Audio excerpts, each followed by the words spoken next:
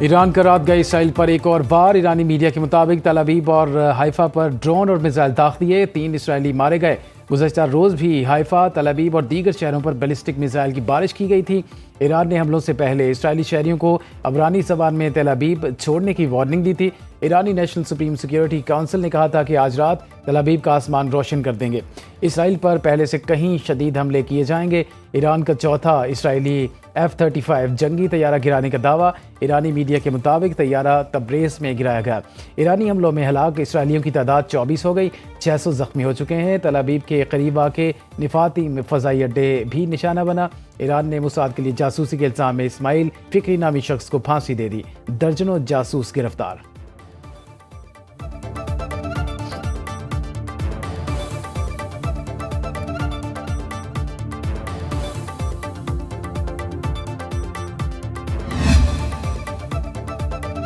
Israel का iron डोम system hack हो गया, ईरानी मीडिया का दावा। इसराइल के बाद मिसाइल अपने ही इलाके पर गिरने लगे। रॉयटर्स की वीडियो में तल अवीव से फायर मिसाइल वापस गिरते दिखाया गया है। सियोनी मीडिया के मुताबिक ईरान के साइबर हमले में मोबाइल फोन्स को निशाना बनाया जा रहा है। इसराइली शहरियों को पनाहगाहों में जाने और ईंधन जखीरा करने के पैगामात मिलने लगे। इसराइली हुकाम ने शहरियों को हिदायत की कि ये ईरान का साइबर हमला है, अवाम तवज्जो न दें।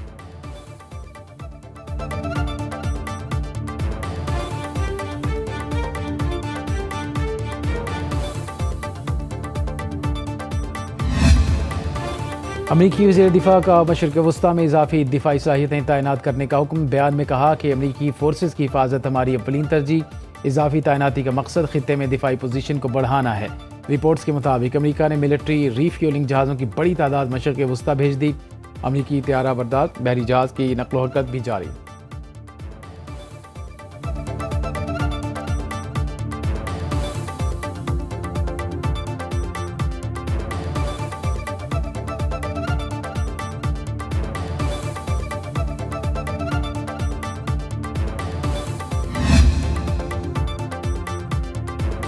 G7 एलामिये में ईरान इसराइल कशीदगी ख़त्म करने का मुतालबा। एलामिये के मुताबिक ईरान के पास जोहरी हथियार नहीं होना चाहिए। इसराइल को अपने दिफा का हक हासिल है। प्रेस सेक्रेटरी व्हाइट हाउस का कहना है कि मशरिक़ वस्ता की कशीदा सूरत हाल के बायस ट्रंप को वापस अमरीका आना पड़ रहा है। एक अमरीकी ओहदेदार का कहना है कि अमरीकी सदर ने इसराइल ईरान कशीदगी पर G7 एलामिये पर दस्तखत नहीं किए।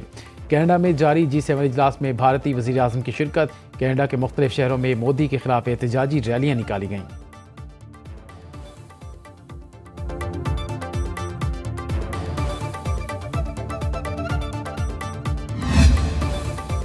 अल्लाह की मदद और फतह करीब है। सुप्रीम लीडर आयतुल्लाह ख़ामनई का एक्स पर पैगाम लिखा, इंशाअल्लाह ईरान जल्द सैहूनी हुकूमत पर फतह हासिल करेगा। दूसरी जानिब फ्रांस, जर्मनी और बरतानिया का ईरान से राब्ते का फैसला।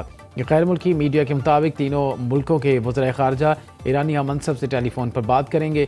ईरानी वज़ीर ख़ारजा ने रद्दअमल देते हुए कहा, ईरान कभी भी बातचीत नहीं छोड़ता, सिफारतकारी में संजीदा हैं, अभी जारियत करने वाले का सामना करने पर तवज्जो मरकूज़ है।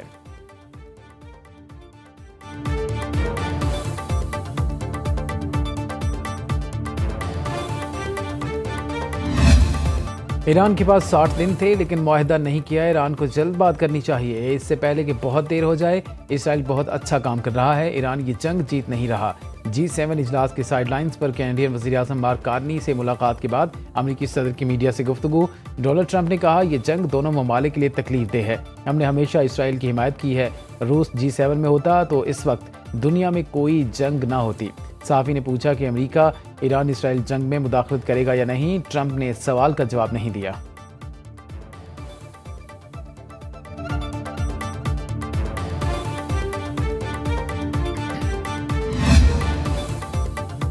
इजरायली वज़ीर-ए-आज़म को लगाम दी जाए तो बातचीत हो सकती है। वाशिंगटन ये कॉल नेतन्याहू को रोक सकती है। ईरानी वज़ीर ख़ारजा अब्बास अराग़ची का कहना है कि जंगी मुजरिम तल अवीव के बंकर्स में छुपे हैं, उन्हें नहीं छोड़ेंगे। जंग नहीं चाहते लेकिन इसराइली जारहियत का जवाब में अपना दिफा करते रहेंगे। सोशल मीडिया पर अब्बास अराग़ची ने 2002 में इसराइली वज़ीर-ए-आज़म नेतन्याहू की अमरीकी कांग्रेस से खिताब की वीडियो शेयर की, जिसमें वो अमरीका को इराक़ पर हमले के लिए उकसाते नजर आ रहे हैं। अराग़ची ने लिखा, इसराइली वज़ीर-ए-आज़म 3 दहाइयों से अमरीकी सदूर को अपने मफादात की जंग में झोंकते आ रहे हैं। जंगी मुजरिम नेतन्याहू ने मुमकिन जोहरी मुआहदे को सबोताज करने के लिए ईरान पर हमला किया।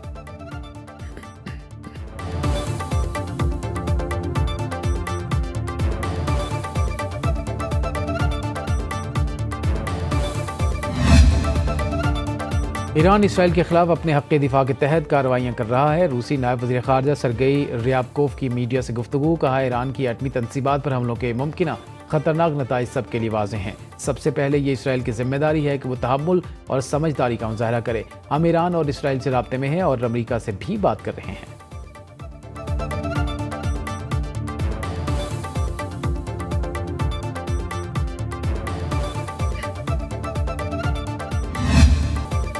ईरान के साथ वही कर रहे हैं जो हमें करना चाहिए। ऑस्ट्रेलियन मीडिया से गुफ्तगू में इस्राईली वज़ीर-ए-आज़म नेतन्याहू ने ईरानी सुप्रीम लीडर को कत्ल करने की धमकी भी दोहरा दी। कहा, ईरान की तरफ से जंग बंदी और जौहरी मुज़ाकरात की बहाली की बातों को संजीदा नहीं लेता।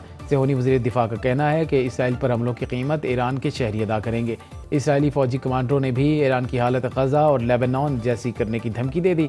ईरान के 1/3 मिसाइल लॉन्चर्स और F-14 जंगी जहाज़ तबाह करने का दावा कर दिया।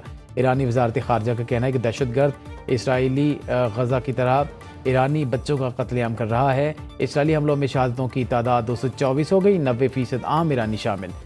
फर्दो जौहरी तनसीब पर इसराइली फ़ज़ाई हमला। किरमानशाह में ट्रकों की नुमाइश। मगरबी सूबे इल्हाम में फायर डिपार्टमेंट की इमारत पर भी बमबारी।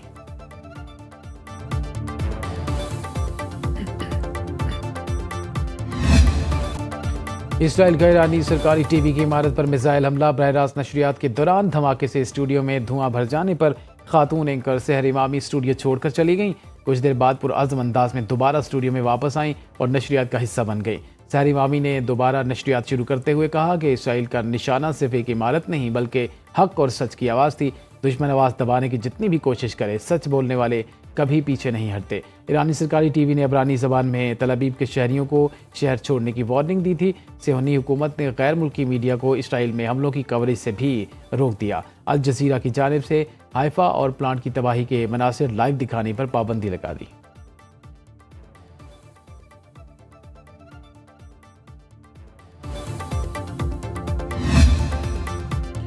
ईरान का एटमी हथियारों के अदम फैलाव के माहदे से निकलने का फैसला। ईरानी दफ्तर खारजा के मुताबिक सेहूनी जारहियत के बाद NPT की कोई हैसियत नहीं रही।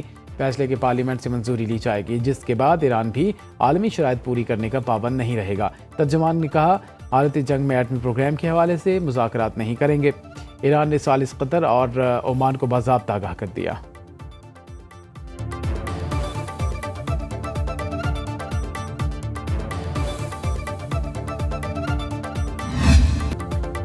इसराइली जारहियत के खिलाफ ईरान की गैर मुतसलसल हिमायत पर शुक्रिया। पाकिस्तान। ईरानी सदर मसूद पेज़ेश्कियान का पार्लियामेंट से खिताब के दौरान पाकिस्तान से इजहार तशक्कुर। ईरानी पार्लियामेंट तशक्कुर पाकिस्तान के नारों से गूंज उठी। सदर मसूद पेज़ेश्कियान ने खिताब करते हुए कहा कि पाकिस्तानी अवाम और पार्लियामान हमारे साथ खड़े हैं। पाकिस्तानी पार्लियामेंट ने ईरान के खिलाफ इसराइली इक़दामों को घिनौना करार दे दिया और कहा कि जहां ज़रूरत पड़ी ईरान का भरपूर साथ देंगे।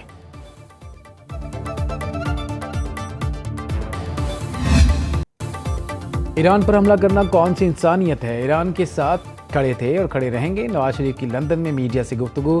कहा, एटमी कुव्वत होना पाकिस्तान की खुशी नसीबी है। नजीम नवाज और शहबाज शरीफ मेहनत से काम कर रहे हैं। पंजाब का तरक्याती बजट मसला नहीं बल्कि अवाम की खिदमत का जरिया है। पाकिस्तान मुश्किलात से बाहर निकलता नजर आ रहा है तो पहले तो सिर्फ तनज़ुली थी।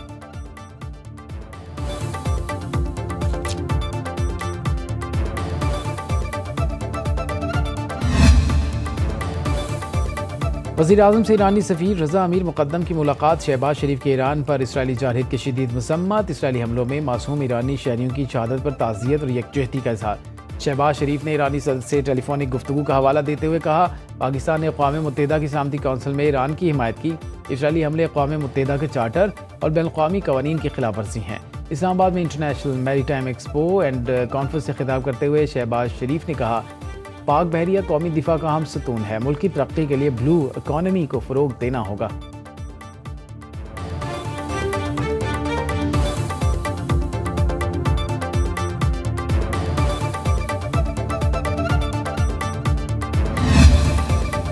इसराइल पर एटमी हमले की खबर फेक न्यूज़ है। नायब वज़ीर-ए-आज़म इसहाक़ डार ने सेनेट में वाज़ेह कर दिया। कहा, इसराइल ईरान तनाज़ुम में सोशल मीडिया पर फेक न्यूज़ की भरमार है। ख्वाजा आसिफ का झूठा क्लिप चलाया गया।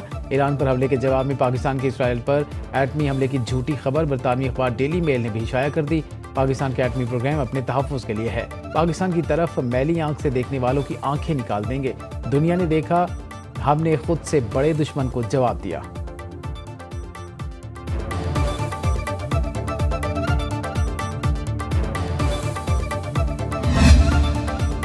ईरान से 160 पाकिस्तानियों को तफ्तान के रास्ते पाकिस्तान पहुंचा दिया गया। इमिग्रेशन हुकाम के मुताबिक पाकिस्तान पहुंचने वालों में ज़ायरीन और ताजरों समेत दीगर अफराद शामिल हैं। ईरान में ज़ेरे तालीम 154 पाकिस्तानी तलबा तफ्तान पहुंच गए। इमिग्रेशन के बाद पाकिस्तान हाउस मुंतकिल किया जाएगा। पाकिस्तान से ईरान जाने वालों की इमिग्रेशन बंद है, सिर्फ ईरान से पाकिस्तान आने की इजाज़त है। पाकिस्तानी दफ्तर खारजा के मुताबिक 2 खसूसी परवाज़ों के जरिए 268 पाकिस्तानी शहरी भी इराक से कराची और इस्लामाबाद वापस पहुँचे।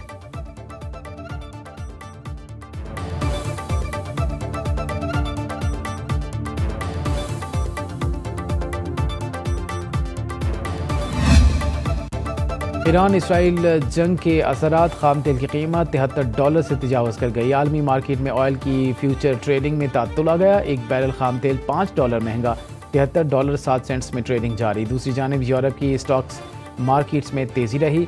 ईरान का इसराइल से जंगबंदी मुआहदे की ख्वाहिश, अमरीकी हिस्सेदार बाजार में खरीदारों का रश लग गया। डाउ जोन्स इंडेक्स में 387 पॉइंट्स की तेज़ी, नस्डक इंडेक्स में 314 पॉइंट्स का इजाफा। गोल्ड मार्केट में मंदी, एक औंस सोना $36 सस्ता हो गया।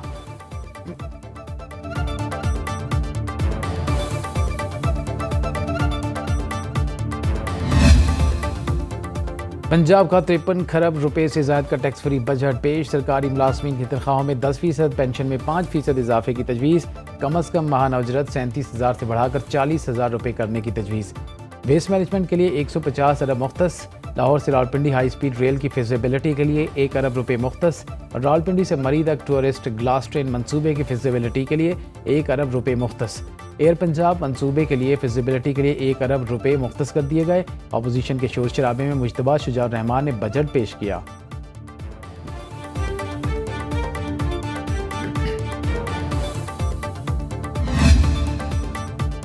पंजाब का तरक्याती बजट 1240 अरब रुपए रखने की तजवीज़। नई स्कीमों के लिए 470 अरब रुपए मुख्तस। जारी स्कीमों पर 535 अरब रुपए खर्च किए जाएंगे। तालीम, सेहत और इंफ्रास्ट्रक्चर के लिए बड़े मंसूबे मुतारिफ।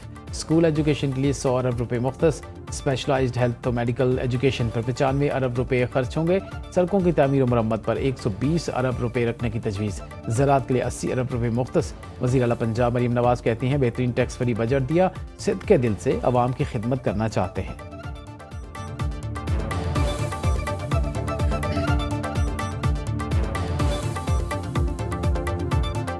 एक भी नया टैक्स नहीं लगाया। ये दूसरा साल है कि पंजाब ने कोई नया टैक्स नहीं लगाया। और इस दफ़ा जो हमारी हेल्थ के शोबे पे और एजुकेशन के शोबे पे जो स्पेंडिंग है वो तारीख में 77 ईयर्स में सबसे ज़्यादा है। 5 करोड़ से कम टैक्स फ्रॉड में मुलव्वस शख्स को गिरफ्तार नहीं किया जा सकेगा, तहकीकात जारी रहेंगी। इस राय के मुताबिक वज़ीर आज़म की ज़ेर सदारत इजलास में फैसला हुआ। टैक्स फ्रॉड में मुलव्वस शख्स की गिरफ्तारी की इजाज़त 3 मेंबरान पर मुश्तमिल बोर्ड देगा। मुलजिम को 24 घंटों में मजिस्ट्रेट के सामने पेश किया जाएगा। टैक्स फ्रॉड करने वाले ताजरों को गिरफ्तार करने की तजवीज़ पर वज़ीर आज़म का नोटिस। FBR के जायज़ इजलास में शहबाज शरीफ ने कहा, टैक्स कवानीन में गिरफ्तारी का इख्तियार सिर्फ और सिर्फ गैर मामूली हजम के टैक्स नादहिंदगान तक महदूद होना चाहिए। बाकायदगी से टैक्स अदा करने वालों को हरासा करना हज़रगिर कबूल नहीं किया जाएगा। मामले पर कमेटी भी बना दी।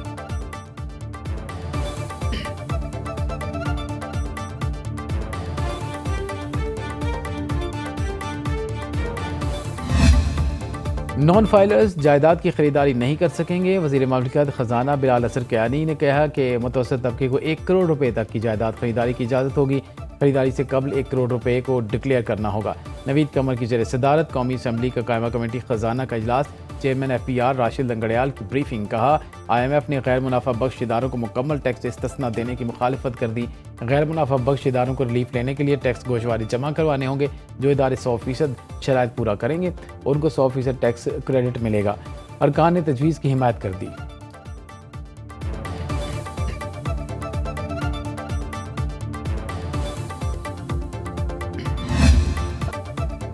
माजी के मुकाबले में महंगाई 125% तक बढ़ गई। हुक्मरानों को चैलेंज करता हूँ, आए बाजार का चक्कर लगाते हैं, हकीकत का पता चल जाएगा।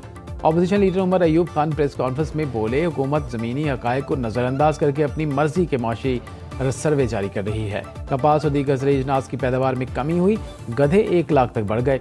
ईरान इसराइल कशीदगी से हुकूमत का बजट। और करंट अकाउंट खसारा बढ़ जाएगा। टैक्सों में भी इजाफा होगा।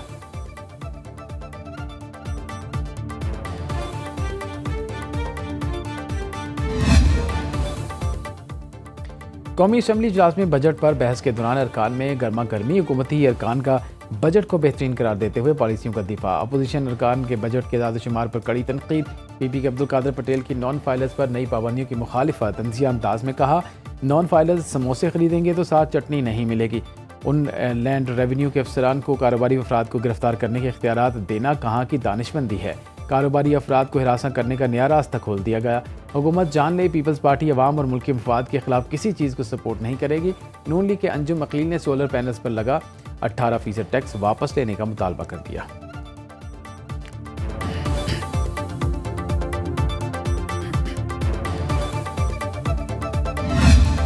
बजट के ऊपर कोई बात ज़्यादा करना नहीं चाहता। मुश्किल हालात में बजट बन रहा है। Criticism for the sake of criticism नहीं, लेकिन मैं आपको मे डे की कॉल से स्टार्ट करूंगा। हमने तबाही की है गंदुम में पहले भी, और गंदुम में हमने पूरे पाकिस्तान में इस बार भी तबाही की है। सेनेटर फैसल वाडा की माशी सूरत हाल पर मेड एक कॉल। सेनेट में इज़हार ख्याल करते हुए कहा, बजट मुश्किल हालात में पेश हुआ पर चाहे डॉलर दोबारा ऊपर जाना शुरू हो जाएगा। फैसल वाडा ने कहा, गंदम के साथ खिलवाड़ हो रहा है। आने वाले दिनों में फूड सिक्योरिटी का मसला हो सकता है। मौसमियाती तब्दीली को मद्देनजर रखकर किसानों के लिए पॉलिसी बनाने का मुतालबा किया।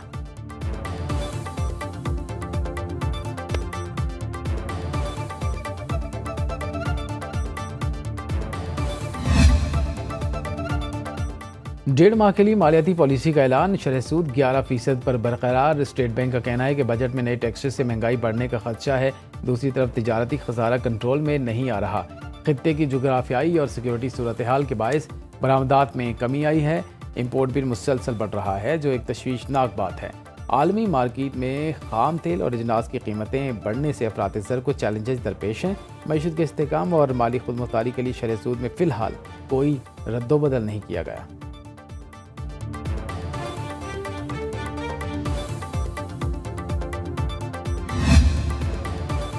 कारोबारी हफ्ते के पहले रोज़ पाकिस्तान स्टॉक मार्केट में उतार चढ़ाव। 100 इंडेक्स 82 पॉइंट्स इजाफे से 1,22,225 पर बंद हुआ। सरमायाकारों ने 54 अरब रुपए मुनाफा कमाया। सोने की कीमत 700 रुपये फी तोला कम होकर 3,62,300 रुपये रही। रुपया 21 पैसे सस्ता। अमरीकी डॉलर 283 रुपये 17 पैसे का हो गया। महंगाई की चक्की में पिसे अवाम ने पेट्रोलियम मसनूआत की कीमतों में इजाफा मुस्तरद कर दिया।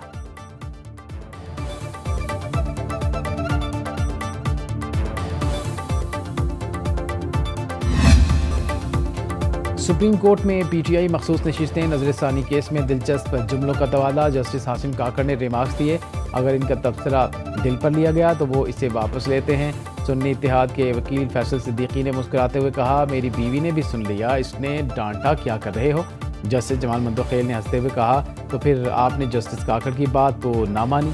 फैसल सिद्दीकी ने जवाब दिया, नहीं सर, जस्टिस काकड़ की बात गाजर की तरह थी और बेगम की डंडे की तरह। फैसल सिद्दीकी ने दलाइल में कहा, यह नुक्ता अहम है। आज़ाद उम्मीदवारों के हिस्से की मखसूस नशिस्तें 3 जमातों में तकसीम की जा सकती हैं या नहीं, समाअत आज भी जारी रहेगी।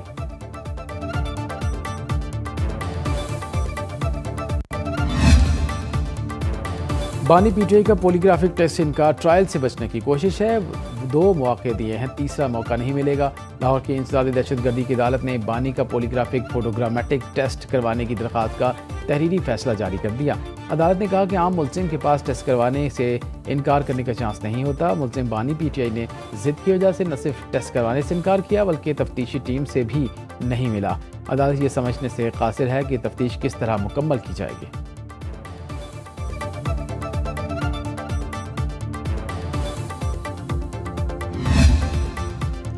अदलिया में डेपुटेशन या जज को किसी दूसरी अदालत में जम करने का असूल नहीं। जस्टिस मोहम्मद अली मसर ने सुप्रीम कोर्ट में इस्लामाबाद हाई कोर्ट जजेस ट्रांसफर्स केस की समाअत के दौरान रिमार्क्स दिए। कहा, सुप्रीम कोर्ट की 5 रुकनी आईनी बेंच ने समाअत की। दरख्वास्त गुजार जजेस के वकील सलाहुद्दीन के जवाब दलाइल। कहा, आर्टिकल 200 की वजाहत का इतलाक सिर्फ झैली सेक्शन 3 पर होता है। सिविल सर्विस में एक महकमे से दूसरे में तबादले पर सीनियरिटी जूनियर हो जाती है।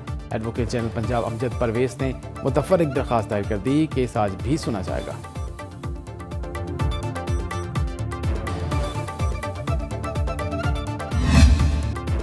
मुल्क के मुख्तलिफ इलाकों में बादल बरस पड़े। शहरी कायद कराची में दूसरे रोज़ भी बारिश, लाहौर में बूंदाबांदी, दीपालपुर और ईसा खेल में घटाएं बरसी, मानसेरा, करक, बटकराम में तेज़ हवाओं के साथ बरसात, डेरा बुगटी और मुजफ्फराबाद में भी बादल जम के बरसे। महकमे मौसमियात के मुताबिक आज से गर्मी बढ़ेगी। जून के आखिरी हफ्ते में बारिशों का स्पेल मुतवक्के है। प्री मानसून का आगाज़ जुलाई के पहले हफ्ते में होगा।